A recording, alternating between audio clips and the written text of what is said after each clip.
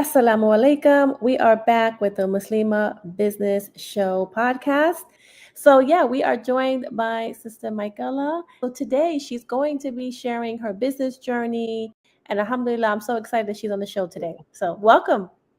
Thank you. I appreciate it. I love doing podcasts. I love collaborating with other Muslim women. So, alhamdulillah. Alhamdulillah. All right. So, tell us about who you are, what do you do? Yeah, happy to. So, like my beautiful host said, my name is Michaela Corning, and I became Muslim in 1999. And the year after I became Muslim in the year 2000, I started a modest fashion brand that actually had a different name back then, during an era where we really didn't call it modest fashion. We just called it Islamic fashion or hijab fashion. I worked a corporate job for over 20 years. And in 2020, I left all of that behind to focus 100% on my modest fashion brand, and then ultimately paying it forward by opening Barakah Beauty Collective, which is a women only salon and boutique here in Seattle, which I'm literally sitting in right now in my backstock area. That's why there's a lot of chaos back there. Um, and yeah, so that's kind of the very short Cliff Notes version. So, what is mainly your focus right now? My focus right now is about four different things. So I know, right? It's like, hey, crazy lady. So yeah, so my modest fashion brand, which bears my name, Michaela Corning. So anybody could go to michaelacorning.com and you'll see hijabs and abayas and tunics and really what I would describe as an American Muslim perspective on fashion, on modest fashion, what we now call modest fashion. Um, and all of that product is made right here in Seattle, which is a very different model than what you see online nowadays, which is um, an over reliance on imports, an over reliance on unethical production of clothing, whether it's fast fashion or just not caring about who's making your product. So I have a group of seamstresses that work for me here in Seattle, and I used to do all the sewing myself. So we take overstock or dead stock fabrics from very well-known designers and some lesser known designers. So for example, the hijab I'm wearing is overstock, dead stock from Lululemon and Patagonia's mill. And I've turned that into hijabs, abayas, tunics, palazzo pants, dresses. We make a lot of things from this fabric. So dead stock or overstock fabric is more sustainable than a typical import model because it's already exists on the market. And then all of that product is sewn right here in Seattle. So what's nice about that is um, I have a little bit more insight and control over how things are made, who's making them, ensuring that they're paid a fair wage. Um, and we are empowering women locally. I mean, subhanAllah, like some of the people who make my clothing are Muslim and some are not. So there's just I feel like a lot of khair and barakah in that model. It's very much focused on slow fashion, limited stock, and not, just again, fast fashion. And, unfortunately, a lot of people in the industry have things made by literal slaves. So whether, but people think that I'm being like exaggerating when I say stuff like that, but it's literally true, especially with the Uyghur Muslims and others, right? So that's not a model that I'm gonna buy into or be a part of my brand. So that's my, I can't say it's my main focus, the brand, because I sit in a space that's a collective model where we have other Muslim women business owners and non-Muslim women business owners who share our Barakah Beauty space here in Seattle. And that is a nonprofit that benefits all of us. And so that's my other big focus is Barakah Beauty Collective. I have a question. So, a lot Yeah. of sisters who watch, they want to start their business, right? So tell us a little bit about like how you got started. What did you do to set up to like just get the sales coming in, like the whole structure in the Yeah. beginning? Yeah. I mean, it depends on when you're talking. If you're talking about like the initial iteration of my business, which Mhm. is literally circa 2000, um, that is very different than where I'm at today. And what there was like a pivotal point in my journey, which was about, I would say in 2020 was my really pivotal point. But I do want to sort of like take a step back from the question you asked, in that yes, there's a pivotal point where I really was like, no more corporate America, and I'm going to 100% go in on my brand.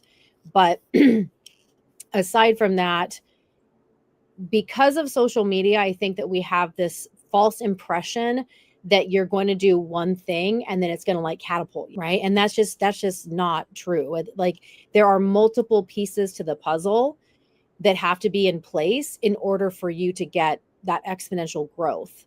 One, there's a huge mindset component to selling. And many times we are our own worst enemies in that, because we start to fill in stories about, so let's say forget the B2C market, right? So I'm obviously B2C, DTC, direct to consumer, like that's the Modest Fashion brand. Let's talk about a B2B environment. So maybe you're selling to other small businesses, or you're doing B2B sales instead of B2C. If we send that email, or we have that first initial call with a prospect, and they don't get back to us right away, I hear a lot of women, oh, it's because of this reason, they don't care, and so we start to fill in this weird story around why that prospect is not getting back to us. And what I realized in my corporate experience is that 9 times out of 10, it has absolutely nothing to do with you. And this is something that we can apply in our day-to-day life, even in dealing with people around us, even our closest, most intimate relationships, is that we have this tendency to project our own insecurities onto other people. And this also comes into play in selling, right? Most of the time, prospects don't get back to you. Let's say you had an initial call, right? Prospects don't get back to you. It has nothing to do with what you actually talked about. A lot of times it's just because they're busy and you are not a priority to them, right? And so how do you create systems, language to create that sense of urgency so that prospect feels that they absolutely have to go forward with this product, service, whatever you're selling, right? A lot of what I do within Barakah Beauty, which is why I am launching my sales mastery program, is helping women understand the sales process with customers. And that applies across the board. Like, there are people here who work in beauty, there's people here who work in wellness. I work in modest fashion. Women we support also work in food. I help other fashion brands.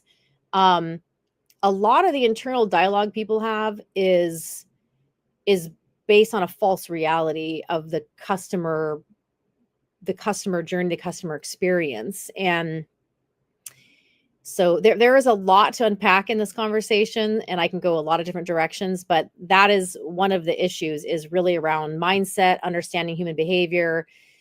There's also a big problem in general with women, and I'll just hone in on Muslim women, is that we tend to undervalue, underprice what we do.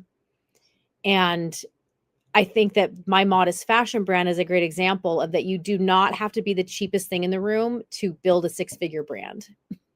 Well, I And love so that you said that, because I've been coaching women entrepreneurs, non-Muslim and Muslim, for several years. And one of the biggest roadblocks and mindset blocks, I think, is thinking you have to undercharge. You can't charge premium. So that is very common.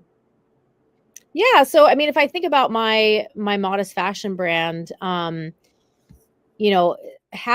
hijabs, let's just talk about hijabs. Having hijabs made locally costs more money. It just does, right? I mean, Seattle, our minimum wage is like $20, $22, $23, whatever it is now.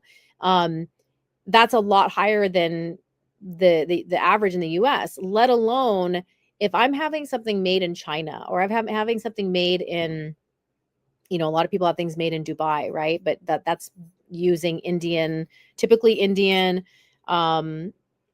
different groups of people that aren't actually like from that region making those products. They're being paid very, very, very, very, very low, right? and a lot of them aren't paid hourly anyways. They're paid like day rates, month rates, whatever. And so for me to produce product here, it's expensive, but it's also more ethical, more sustainable. Not to mention the actual fabrics that I use costs a lot more money because of where they were, like who they were created for originally. There's a lot of, and they're also higher quality and many, many other things. But my point is, when I introduced, so I used to be an import model, and then I switched to a made in Washington model. I guess in about the 2019 timeframe, 2018, 2019 timeframe is when I really made that like hard pivot. And I was selling my handmade hijabs for 25, 30. Now I'm at like the $35 mark for most of my jersey hijabs specifically. That was exponentially higher than what was on the market at the time. Yet people were buying hundreds of hijabs from me every single month. Right. So I tended to tell the story of, back in March of 2020, when the pandemic hit, a lot of us who had online fashion brands were struggling. Right. And I did $148 in sales in March of 2020. And I was like, oh my God, how is this brand going to survive? $148 is a very small amount of money. I introduced a mask that I handmade here. I'm like, want to make sure that pause. Make sure I don't have anything in my teeth. Okay. March 2020, I do $148 in sales online. April rolls around, and I introduce a mask on the market, handmade mask that I was making myself, that was meant for women who wear hijab. And I called it the hijabi friendly mask. Mind you, many well-known brands actually copied the nomenclature of what I called it, the hijabi friendly mask. I created that name. And people were, many brands that I could blast right now copied that and used it, right? I introduced that mask in April, and I did $6,000 in sales that month online. So 148 in March to $6,000 in sales. And I thought, okay, like that was an anomaly. And by the way, I wasn't just selling masks, just that particular product was driving a lot of traffic to my website. And I thought it was a one-time thing. The next month, I do $10,000 in sales. And again, it was hijabs. And I was like, wow, people are buying like $30 hijabs for me. Right? And so I say all that because now you see some of the modest fashion brand that, like the haute hijabs, they're catching up. The veiled collections, like they're selling hijabs for more money now, right? So I was like on the precipice of this like swing. Now we also see that there's some organizations like Veiled Collection that's part of their strategy. They sell $5 hijabs because they want you to buy the $200 outfit. That's a specific strategy. I mean, these are things that I think as consumers, we don't understand how these things work, right? People are Veiled Collections taking a loss on hijabs because they want you to buy the $200 outfit. So it's like an upsell funnel. Like I've been selling digital products for years. So yeah, we have this strategy where you sell a $7 offer, and then I just made sales like that today. So you buy a $7 offer, and then when they go to the checkout, there's other things you can shop for that are more expensive, and so that's how they make money. And that's how I actually make money like that currently. That's part of what I do when I do digital products. But yeah. Exactly. I mean, yes, so that's a great upsell. Like that's a great upsell model, right? Is like the suggestion of like, and there's different ways of doing that, right? There's also you buy X, let's say it's $10, $20, whatever, and then you go to the cart and there's like a quick little add-on. You could do like, you can add on a $5 pin, you can add a $10 cap, you can, right? So there's that model as well. What Veiled Collection has done, and this is me understanding the market. I've never had a conversation with them, right? But my point is that is the Walmart model. So the Walmart model is we're going to get people into the door by selling electronics for at cost or below cost, because we know once the person comes in the door to buy that electronic, they're going to go buy groceries. They're going to go buy things that have a higher margin. That is the Walmart model. So Veiled Collection is taking the Walmart model, which is we're going to get people to come in. And there are always going to be a percentage of people that are only going to buy the $5 hijabs from them. But there's enough people that come to the website and they're like, oh, that's cute. And then they buy the $100, $150, $200 abaya or set or whatever that might be. And that's their ultimate strategy. And so these are things that unless you worked in the corporate sales space, you're not going to understand, right? But my whole point is around the pricing, is that, you know, do I have people who come into the store and are like a gasp when they see a hijab and it's $30, $35? Yeah, but if they don't want to buy that, that's okay. That just means they're not my customer. So I'm going to focus on my customer, right? And in fact, this is another strategy that I personally used, is that in 2020, when I was seeing like thousands of dollars in sales every month rolling in from people outside of my area, people who I've never sold to, that I'd never worked with, I'm like, who are these people? Like, honestly, like I want to know who they are. And so at that time, I wasn't quite as like tech savvy on the Shopify side, because I'd only created my Shopify account, I think, in like 2017. And it was like a side hustle. So I hadn't really got my sea legs around it. So I didn't have like, you know, all the apps and different things that were plugged into it. But I saw all these women from all over the country. I don't know who they are. I don't know their age group. I don't know their, you know, their cultural background. I don't know anything about them demographically, other than maybe I can guess their cultural background based on their name. Maybe, not always, maybe, right? But other than that, I know nothing. I just know that they're buying a hijab. So what I decided to do was I created a VIP group on Facebook. And my intention was like, I want to reward women and I want to understand who these people are so that I can like understand who my ICP is, who is my ideal customer profile, what are those, and again, if you're understand sales, like the importance of doing that is really key. Because I hear a lot of times Muslim women too, like let's say you're selling something that's geared toward Muslims. I will ask women, who is your customer? Muslim women. Okay, that's just too broad of a demographic. It doesn't mean that I myself, I mean, I have outliers that are outside of my ICP all the time buy hijabs from me, right? But that's not my bread and butter customer. And so you have to understand who your main target is so that you can build your messaging and your talk track and your photography and all the things around who you're trying to sell to, that's who, you know. So when I created my VIP group and I started very exclusively inviting the people that were spending money for me into that group, or that other people that I deemed were fans because they were demonstrating some sort of fan activity, which meant they're sending me emails. I had people send me gifts in the mail. I mean, what other brand gets gifts in the mail from their customers? So I thought, okay, this is what fan activity looks like. And I'm going to exclusively invite people into this VIP group because I don't want it to be watered down with just like anybody, because then it loses its value. It loses that premium thing, right? So I created this VIP group, started inviting women. This is in 2020.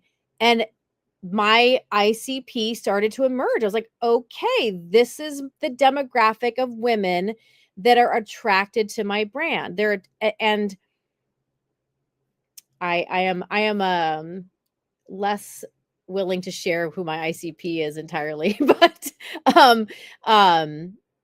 part of my ICP. Well, as long as you know who it is, that's okay. Exactly. I know it's competitive out there. It's competitive out there for sure. But I would also say that I realized that one of the key components of the people who are buying from me, my demographic skews older. So Muslim women, for sure, women who identify as Muslim. I mean, I'm selling hijabs for God's sake, right? Yeah. I mean, there was the random non-Muslim woman who's buying things from me, like, alhamdulillah, ahlan wa sahlan, welcome to the party. Mm-hmm. But aside from that, these women skewed older. Mm-hmm. And what is one of the key things about women who skew older?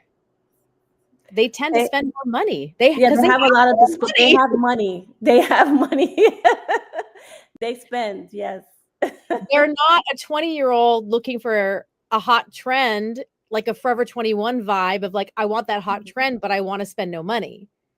These are women who are professional, make their own buying decisions. They are doctors, lawyers, whatever. They're spending money, and what they care about is, I want to look good, but I also want something that's freaking comfortable. So I really don't want like the chiffon hijab or the whatever modal hijab that's flying all over the place.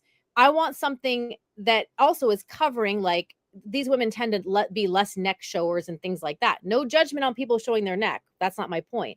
My point is to understand who are so, like, I'm going to cover a certain way, but I want things to be comfortable. I'm not going to have things like, flying all over, the hijabs flying off, right? And so understanding those things about your customer. And so I was like, Halas, okay, do I have young people starting joining the party? For sure, because they realize also, like, wow, I can either spend $200 with a brand that made 5 of that thing, or I can spend $200 with a brand who made 5,000 of that thing. And if you want, and the thing is, like, again, if you want to be a copycat and do what everybody else doing, do you. But if you want a unique look, that's what people are after, and a distinctly American Muslim vibe, which is this amalgamation of cultural elements into my clothing. People can't say, oh, that's from Morocco, or oh, that's from this. It's like, it's from a lot of things, because as American Muslims, we have a lot of different cultural backgrounds to us. We're this amazing diverse tapestry of people, right? And that's what I love. I mean, I remember what was that, 2017, I made these Ukrainian dresses because they're very modest, but I ended up doing a cultural fusion with colors that were not specifically Ukrainian. Yeah. And people would, I literally had people like, oh my God, that looks Moroccan. Oh my God, that looks like Kenyan. I'm like, it's none of those things actually, but that's okay. It's okay that those are, does that make sense? So it's like, yeah. So I saw on your website actually, and I also saw on Instagram, you had a sister who's Mexican. So you put a Mexican style as well, which I love for Latinas, which is amazing. yep. I Yeah. love So that. that's not my first. So again, it's like cultural fusion. I worked in the human behavior industry for 12 of my 20 plus year career. Okay. And so just like people, we identify with different cultural backgrounds. There's not a single person who's going to say, I only identify with this particular cultural background. Most people, even me as a white convert, like, I grew up in a very distinctly German home, right? My grandmother spoke German, fed us German foods. Like, there's multiple parts. So I'm American, I'm also German. I would also say that I lived in Mexico. I have a degree in Spanish. There's a part of me that is very intertwined with that part of the world. And my dad himself lived in Mexico for 10 years. So, and before I became Muslim, I was literally on the verge of becoming a competitive salsa dancer, but I won't even talk about that. That was the late 90s. Yeah, Okay. My point is that as I kind of came more into my own as somebody who was like, you know what? I love all the different cultural backgrounds of all my sisters, but I don't have to show up as these different cultural backgrounds to be fully Muslim. And so in 2017, I changed my brand name from an Arabic name to my own personal name, because I thought, you know what? I am a Muslim. I am a Muslim. I am not whatever other cultural background. I'm American. I have German parts of me. I speak Spanish. These are part of my identity at some level. So why do I have to give into this kind of need to Arabize myself in that way, or show up in a way that is not necessarily my cultural background to be fully Muslim? And so I went all in, and I was like, hey, my brand is Michaela Corning, and it's a Muslim brand because I'm Muslim, right? I'm going to ditch the Arabic name. And again, it had like a whole purpose to that too, which I won't even go into.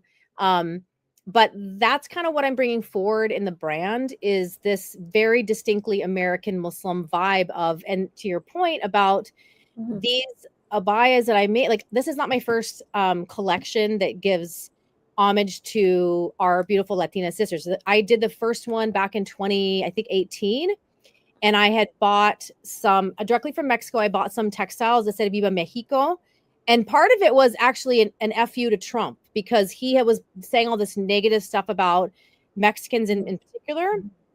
And so I was like, you know what? I'm going to make the Viva Mexico collection of abayas. And I'm going to really make it difficult for people because these are Muslim and Mexican. I'm just going to go all in on this. Right.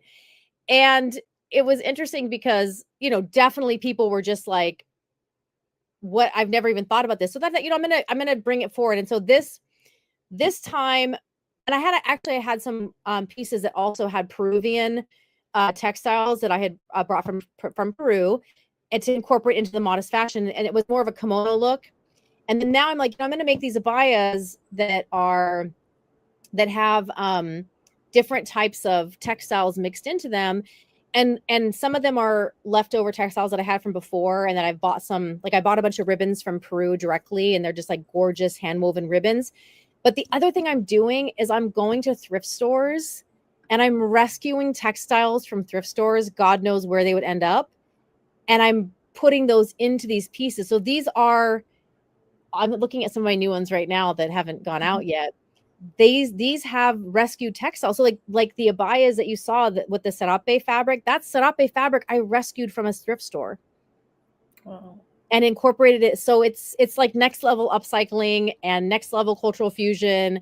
And yes, and actually the ones that are, I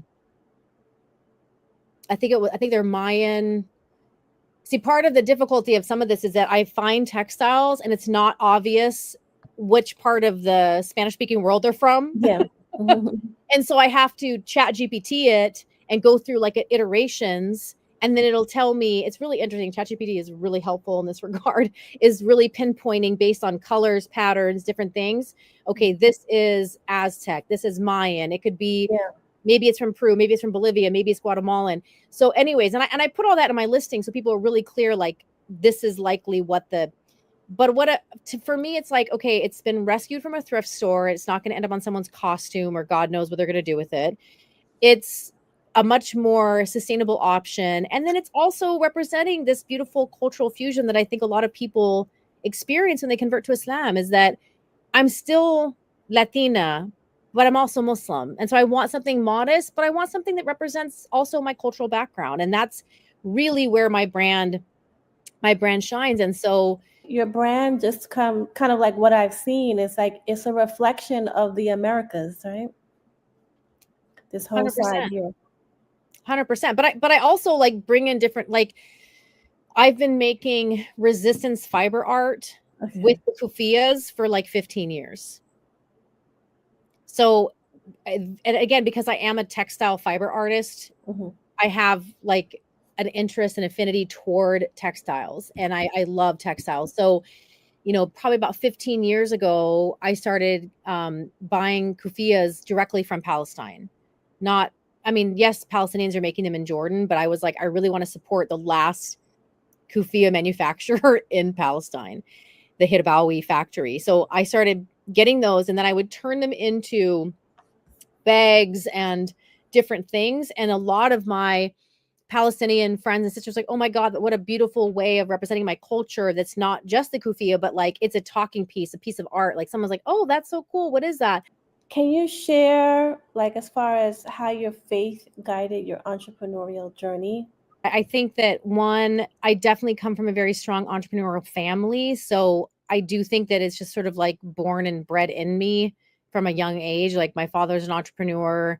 My grandfather was, so both my grandfathers actually. So it's kind of just part and parcel to who I am before I became Muslim. And then when I became Muslim, my husband kind of reminds me of this because I didn't even know this, but when I was a newer Muslim, he's like, I remember when you were like, hey, there's nowhere to buy hijabs. So like, I think I'm just going to start selling hijabs. And he was like, oh, okay. So I sort of saw that gap in the market locally and decided to like start doing that. So one, that was my starting point initially, was really just seeing a gap and like wanting to fill it and having fun with it and loving to connect with people. One thing that I would say from a faith perspective is that when I first launched my business, there were two other local sisters, one Arab American, one Pakistani American sister, who were also doing Islamic hijab related businesses. And from the very beginning, so this is like literally circa 2000, we decided to partner up.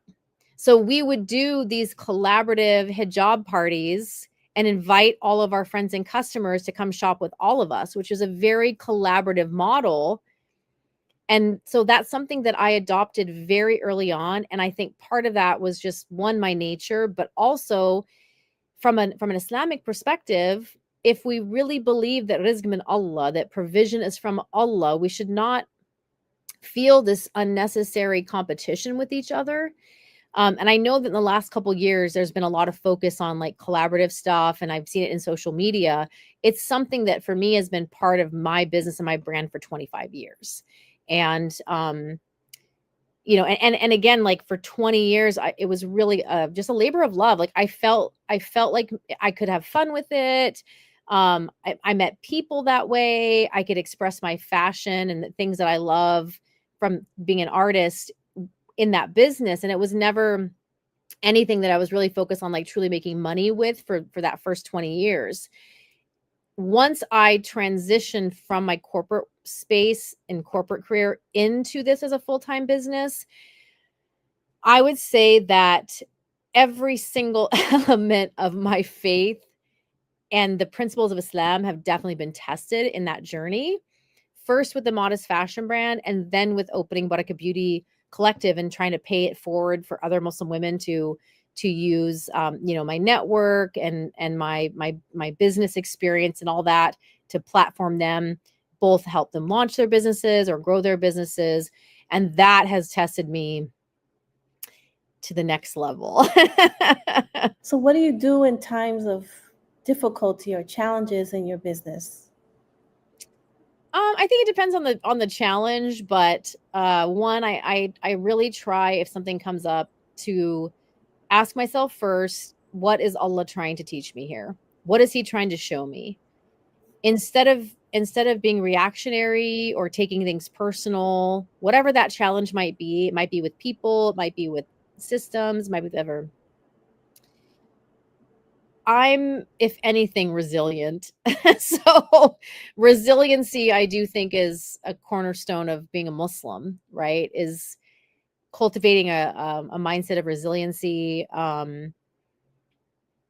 Again, realizing that I think that subhanAllah, I realize in the Muslim community, a lot of times we pay lip service to our ideals. And what I mean by that is we like to talk about all these different parts of our faith, whether it's a verse from the Quran or it's a hadith of our Prophet Muhammad, Allahumma salli ala Muhammad.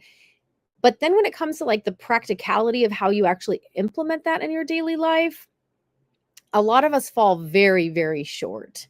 And I'll give you a great example. Like we talk about tying our camel, right? Like that beautiful hadith of the man who like didn't tie his camel and then it like ran away. And then, the Prophet Muhammad, peace be upon him, was like, well, you have to tie your camel and then tawakkal Allah. What does that mean? That means that we do everything that's in our power and in our hands. And then when we've exhausted that, it's tawakkal Allah, right? And that applies to every aspect of our lives, and your business is no different, right? I think a lot of times because of social media, we're not willing to put the work in. We think that we're going to have that viral video. Like we go to different pages and we were like, oh, wow, they have 500,000 followers. They didn't start there. You just only started paying attention when they had 400,000 followers. There was a period when that person had no followers or that brand had no followers. And now they create these viral posts, right? So we have this like sort of instant gratification. And, in my case, like with my brand, that's a 20-year story of, in the very beginning, there was no social media. The internet had just been invented. Where did I sell my product? Like I had to invent and create something with other sisters in order to bring people to my business before I had a brick and mortar, before I had a website. I used to pack all of my stuff in suitcases and huge Tupperware and like cart them to every single Eid prayer. I mean, many people remember that from 25 years ago. Like that was the place that people would go to buy at least in areas like Seattle, where the Muslim community was like relatively small comparatively, like to like the Chicagos and the Michigans and the wherevers. We didn't have like brick and mortar stores back then. I think people will also, more than anything, will test your faith. People, Yeah. and even customers. And so, I also would say that this is part of why I also have built this sales mastery program, because there is a customer service element to it. And we as a community tend to look very transactionally at things. And that is a business, people, the masjid. We look at that transaction instead of the long-term, bigger picture, strategic value of what we're doing, what we're creating. And so from a business perspective, I'll give you like great example. You buy things online all the time, right? It could be from Nike, could be from wherever, and then you get an email, out of stock, sorry, refund, move on. Now, if somebody buys something from me, especially if this is their very first order, there are times when I would say probably like 10% of the time I ran out of that product, or I don't have the iteration they actually bought. It'd be very easy for me to go just refund them the one hijab out of the 10 they ordered, send them their order, and then I'm done. That does not create lasting value with that customer and an experience, because people are going to remember how you made them feel, right? We talk about that.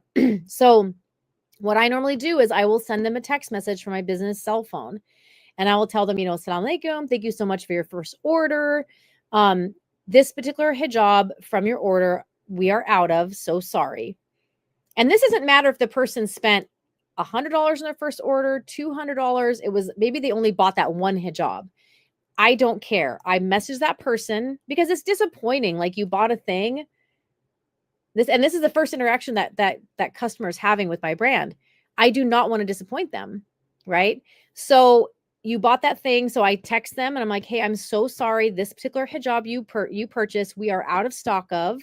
And because we only use overstock, we typically don't do restock. So as a concession, I'm happy to give you 2 hijabs of your choice to replace that one that we don't have. Tell me a brand that does that other than my brand. And even if I lost money in that transaction, I'm still going to do that because I feel like, one, it's the right thing to do because I don't want to disappoint that person. And 2, guess what? If they choose that, I keep their money and I still relieve inventory, which from a DTC perspective, these are the 2 things we want. We want to keep people's money. I'm just talking business here. We want to keep their money. We want to relieve inventory. What advice would you give Muslimahs in business that maybe, you would give to yourself, like if you were just getting started, based on everything that you know now? Mm-hmm. I would say that you want to surround yourself with people who have done the thing that you're wanting to do. Don't take advice and, naysayers from people that aren't doing what you're doing. That is, I would say, whether that's your husband or your friend or your mom or your cousin, or even that one customer